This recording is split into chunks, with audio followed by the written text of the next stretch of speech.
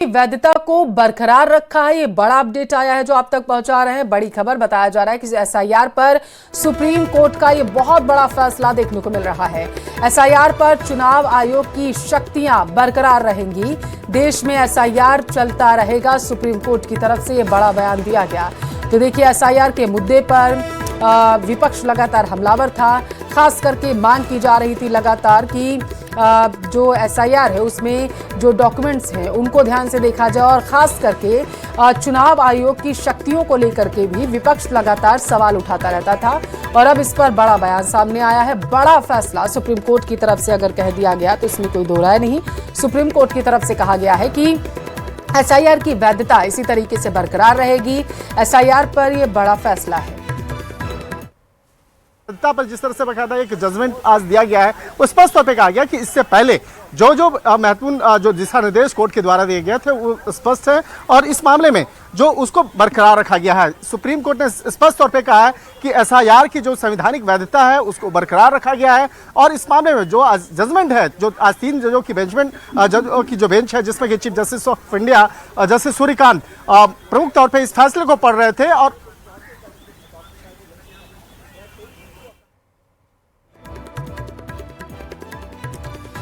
तो सुनवाई हुई है एसआईआर को लेकर के आज सुप्रीम कोर्ट में, और जो कुछ सामने निकल कर आया है वो जाहिर तौर पर बताया जा रहा है कि 2 सदस्यीय पीठ ने जैसे सुनवाई की है तो विपक्ष की मुश्किलें जो हैं वो कहीं ना कहीं बढ़ जाएंगी, क्योंकि विपक्ष लगातार आरोप लगा रहा था कि एसआईआर जो है वो जिस तरीके से किया जा रहा है वो एक पक्ष को कहीं ना कहीं फायदा पहुंचाने की कोशिश की जा रही है। और लगातार विपक्ष आरोप लगा रहा था कि जो चुनाव आयोग है वो भी केंद्र सरकार के अधीन होकर के काम कर रहा है, और एसआईआर भी केंद्र सरकार को फायदा पहुंचाने के लिए ही सरकार की तरफ से कराया जा रहा है। हालांकि देखिए, सुप्रीम कोर्ट में तमाम याचिकाएं लगाई गई थी इस सब के ऊपर, और अब जो सुप्रीम कोर्ट की तरफ से फैसला आया है सुनवाई के बाद, ये बेहद ही महत्वपूर्ण है।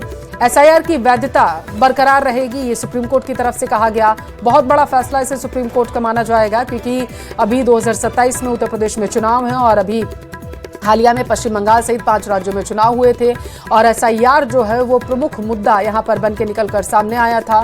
खास करके विपक्ष ने पश्चिम बंगाल की बात करें तो वहां पर आरोप लगाया था कि एसआईआर की वजह से ही कहीं ना कहीं वहां पर बीजेपी सरकार बनाने में कामयाब रही है। और अब क्योंकि उत्तर प्रदेश के चुनाव बहुत ही ज्यादा नजदीक हैं, और उत्तर प्रदेश में भी एसआईआर की प्रक्रिया और ज्यादा बेहतर तरीके से निभाने की कोशिश की जा रही है। चुनाव में अलग अलग नियमों के तहत जो फैसले लिए हैं एसआईआर के तहत, उसकी भी वैधता को मान्य किया गया है, जो सुप्रीम कोर्ट के फैसले से मुझे लगता है। शंकर आनंद सुप्रीम कोर्ट के बारे में ज्यादा बताएंगे, लेकिन चुनाव आयोग भी बार-बार इस बात को दोहराता है कि जो भी एसआईआर के तहत फैसले लिए गए हैं वो संविधान के अनुच्छेद 326 और 1950 के तहत लिए गए हैं। और आज सुप्रीम कोर्ट के फैसले के बाद यह साफ हो गया है कि चुनाव आयोग की जो दलील थी वो उस दलील पर सुप्रीम कोर्ट ने भी मुहर लगाया है।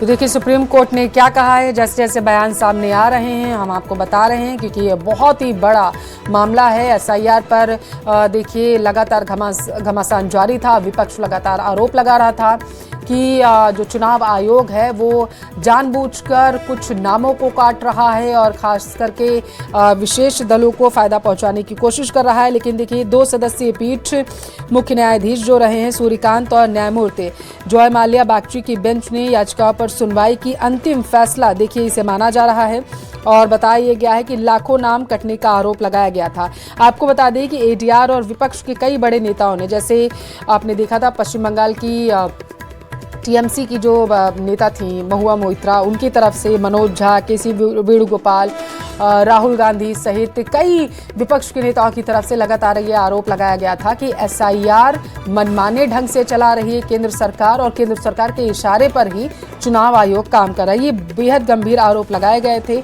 और ममता बनर्जी ने भी चुनाव के दौरान प्रमुखता से इस मुद्दे को उठाया था। हालांकि आपको बता दें कि मनमानी का दावा जो किया गया था उसके अनुसार ये कहा गया था याचिका में कि एसआईआर की आड़ में मनमाने तरीके से लाखों जो वैध वोटर्स हैं उनका नाम काटा गया। हालांकि सरकार की तरफ से लगातार कहा गया था, केंद्र सरकार की तरफ से, और खास करके उत्तर प्रदेश में जो एसआईआर हुए थे उसको भी मुद्दा उठाया गया था। तब ये बात सामने आई थी कि चुनाव आयोग जो है पूरी पारदर्शिता के साथ अपना काम कर रहा है और जो आरोप विपक्ष की तरफ से लगाया जा रहा है वो सत्य नहीं है। ये केंद्र सरकार की तरफ से अपने बयान में कहा गया था। मनमाना तरीका अपनाया जा रहा है, मनमाने ढंग से यहाँ पर कार्य किया जा रहा है, विपक्ष की तरफ से कहा गया था। अधिकारों की सीमा पर भी सवाल उठाया गया था। देखिए, आपको बता दें कि सुप्रीम कोर्ट यह तय कर चुका है कि क्या चुनाव आयोग के पास संविधान के अनुच्छेद 326 और जन प्रतिनिधित्व अधिनियम 1950 के तहत इस मौजूदा स्वरूप में एसआईआर कराने की कानूनी शक्ति है या नहीं। इस पूरे मसले पर आज कोर्ट में बहस हुई और सुप्रीम कोर्ट ने जो फैसला सुनाया है ये अपने आप में ऐतिहासिक है, ये कहे तो कोई दो राय नहीं, क्योंकि पिछले लगभग 2 साल से एसआईआर का जब से बातचीत निकलकर सामने आई थी तभी से ये पूरा मामला गरमाया हुआ था। दरअसल प्रक्रिया पर रोक लगाने की मांग विपक्ष की तरफ से की गई थी और सुप्रीम कोर्ट ने इस प्रक्रिया पर रोक जो कहा गया था विपक्ष की तरफ से उस पर लगाने से फिलहाल के लिए तो मना कर दिया है। अब देखिए किन राज्यों में हुआ है ये आपको बता दें। बिहार, पश्चिम बंगाल, केरल, तमिलनाडु, पुडुचेरी जैसे राज्यों में यह प्रक्रिया पूरी हो चुकी है, जबकि अभी राजस्थान, गुजरात जैसे जो राज्य हैं यहाँ पर अभी एसआईआर की प्रक्रिया चल रही है।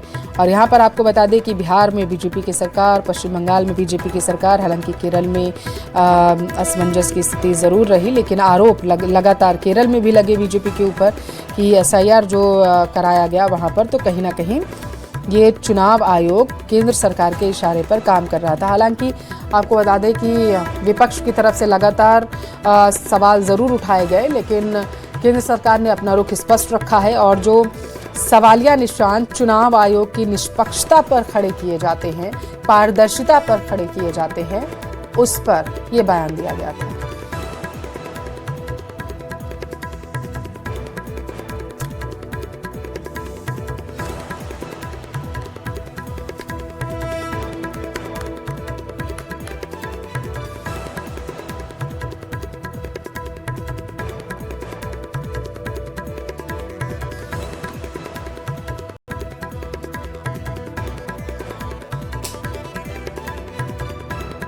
तो देखिए एसआईआर पर ये बयान सामने आया है और ये इसे बहुत बड़ा फैसला सुप्रीम कोर्ट का माना जाएगा। एसआईआर पर चुनाव आयोग की जो शक्तियां हैं वो बरकरार रहेंगी, ये सुप्रीम कोर्ट की तरफ से कहा गया, क्योंकि चुनाव आयोग की शक्तियों पर ही सवाल विपक्ष की तरफ से उठाया गया था कि अपनी शक्तियों का चुनाव आयोग दुरुपयोग कर रहा है, चुनाव आयोग की जो प्रक्रिया है वो पारदर्शी नहीं है।